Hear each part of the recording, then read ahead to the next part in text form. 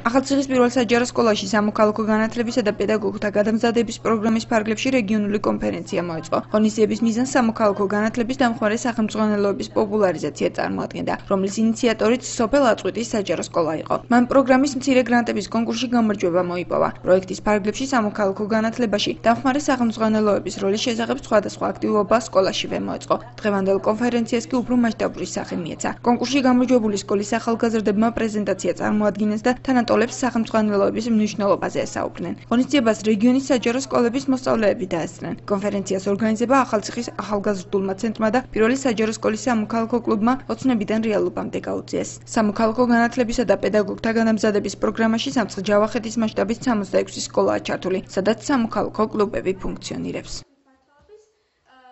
აწყვეტის საჯარო სკოლის სამოქალაქო კლუბმა მცირე გრანტების კონკურსში მოიპოვა გამარჯვება და ზუსტად ის არის ინიციატორი დღევანდელი კონფერენციის. კონფერენციის თემა, როგორც მოგახსენეთ, არის სამოქალაქო განათლების წიგნების პოპულარიზაცია და რა მოგვცა ჩვენ სამოქალაქო განათლების დამხმარე სახელმძღვანელოებს. მიმაჩნდა, რომ ეს ღონისძიება ფართო მნიშვნელობით უნდა წარმედგინა რეგიონის ფარგლებში, რათა ჩვენი სკოლის ბაზაზე, ასე ვთქვათ, დაგეგმილი ღონისძიების ბაზაზე რეგიონის მასწავლებლებისათვის გამეცნო ჩაგვერთო სხვადასხვა სკოლები ამ პროგრამაში, პროექტში, რათა უფრო მეტი ფართო სახე მიეღო დამხმარე სახელმძღვანელოების პოპულარიზაციის მიზნით. ჩვენი პრეზენტაციით მოვედით დღეს აქ და მოვისმინეთ სხვა დანარჩენი ჩვენი თანატოლების პრეზენტაციებიც და კარგი შთაბეჭდილება დამრჩა და უფრო გავიაზრეთ ეს ყველაფერი.